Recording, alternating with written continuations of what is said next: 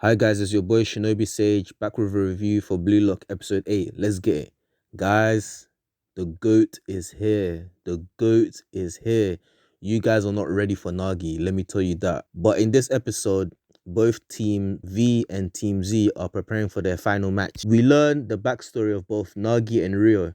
And Rio is basically the Japanese Bruce Wayne. He comes from a billionaire family. He got everything he wanted in life, from toys, good grades, the baddest bitches, you name it. But despite getting everything he wanted, nothing really satisfied him. And it's easy to understand why, obviously, because he comes from a rich family. You know, the whole world is basically his oyster. And watching this episode, I could kind of see it as a thing where, coming from a billionaire family, there's a lot of nepotism, and having nepotism like that will make you favorable wherever you go and whatever you do. That's probably another reason why he's never satisfied, because of his family name. He wants to maybe break out from his family and do something for himself, which is probably why something like the World Cup is so desirable to him, because that's the only thing in the world he can't get necessarily, right? And that's something he wants to seek out despite what his parents say. Rio then bumps into Nagi in the corridor, and Nagi drops his phone, and on some Spider-Man type shit, yeah, he manages to prevent the phone from hitting the ground with just his foot. Rio sees this and asks him if he plays football, and Nagi says to him he's never played football before and he just can't be bothered to work hard at it. And Rio then looks at him and wonders why someone with so much talent doesn't use it, and he decides to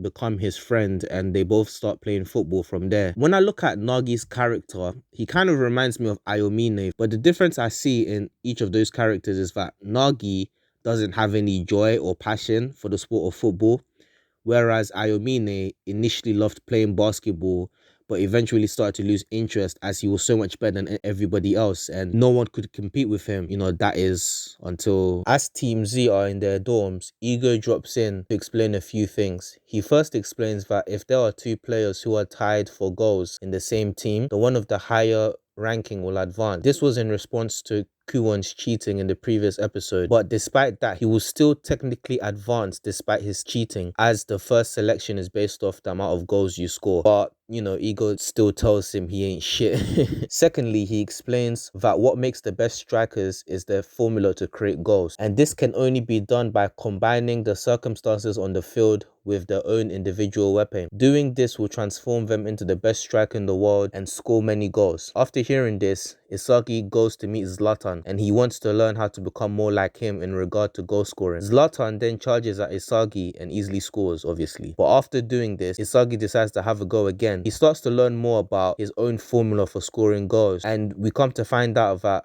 Barrow has a certain range which he likes to score from. But despite Isagi's hypothesis, Barrow's range is a bit further out. But after going up against him a few times, Isagi then thanks Barrow and will use this experience as a way to create his own formula. Fam, this guy Isagi is so smart, yeah, especially when it comes to his spatial awareness. He'll figure it out eventually. As Team Z starts their match with Team V, tensions are extremely high, as this could be the end of their soccer career.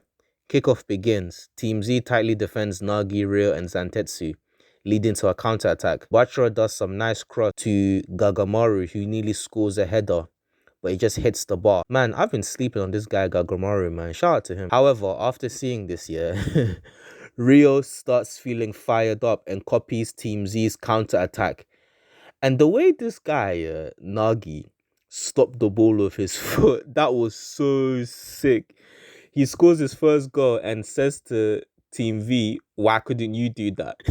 And the look on Isagi and Bachara's faces, yeah, it's like, it was so crazy. This is what I love about sports anime, yeah. Whenever you have moments like this where a character just reveals some crazy ability. Nagi is the top goal scorer along with Rio and Zantetsu, and the way that Nagi is able to score like this, like how they're gonna stop that. This is a character I wanted to see for such a long time animated, because reading the manga, this guy does some crazy things in the manga, and just seeing the way he was able to score that first goal, my hopes are very, very high, especially seeing what he can do in the anime. If you enjoyed the video, please like, share, and subscribe, and until next week, stay blessed.